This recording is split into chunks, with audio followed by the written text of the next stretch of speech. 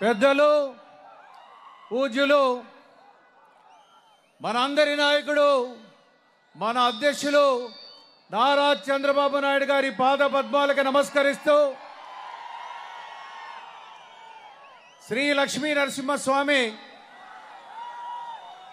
దేవునికి ప్రార్థిస్తూ పాద పద్మాలకు నమస్కరిస్తూ ఈరోజు ఎన్నికల సందర్భంగా ప్రజాకాలం సభకు విచ్చేసినటువంటి మన నాయకుడికి అదేవిధంగా బీజేపీ జనసేన తెలుగుదేశం పార్టీ కుటుంబ సభ్యులందరికీ నియోజకవర్గ నలుమూల నుండి విచ్చేసినటువంటి సోదరిమణులు పాత్రికేయులందరూ కూడా పేరు పేరున నమస్కరిస్తూ మనం ఈరోజు చూసినట్లయితే జగన్మోహన్ రెడ్డి యుద్ధం అంట ఎవరి మీద యుద్ధం చేస్తున్నాడు?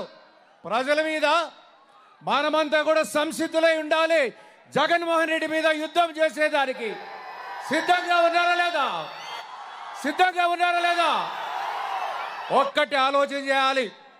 మొన్న 2014 ఎన్నికల మునుపు మన సమైక్యాంధ్ర విడిపోతే ఆ రోజు లోటు బడ్జెట్ ఉన్నటువంటి మన ఆంధ్రప్రదేశ్లో మన నాయకుడు చంద్రబాబు నాయుడు గారి యొక్క కృషితో కష్టంతో మన రాష్ట్రాన్ని శరవేగంగా అభివృద్ధి పథంలో నడిపించినటువంటి వ్యక్తి మన నాయకుడు చంద్రబాబు నాయుడు గారు.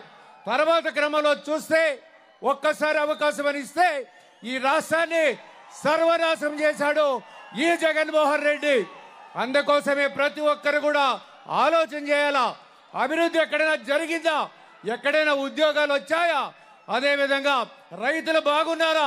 ఉద్యోగస్తులు బాగున్నారా? ఎవరు మహిళలు బాగున్నారా? ఎవరు బాగలేరు ఈ రాష్ట్రంలో.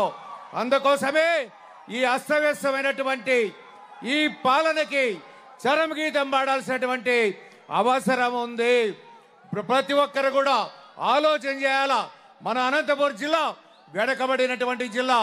ఈ జిల్లాలో అభివృద్ధి ఎక్కడైనా 5 సంవత్సరాల్లో చేశారా అంటే ఎక్కడ లేదు. మనందరికీ తెలుసు 2014 ఎన్నికల్లో మన నాయకుడు చంద్రబాబు నాయుడు గారు ముఖ్యమంత్రి అయిన తర్వాత మన వెనకబడినట్టు మన అనంతపురం జిల్లాకి కియా పరిశ్రమ తీసుకురావడం జరిగింది. వేలాది ఉద్యోగాలు వచ్చాయి.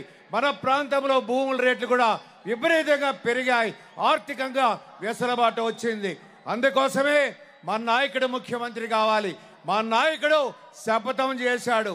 ఈ అసెంబ్లీలో ఒక దేవాలయం లాంటి అసెంబ్లీలో దుర్మార్గులు, దుష్టులు, దౌర్జన్యపరులు, లోఫర్స్ అంతా ఉన్నారు.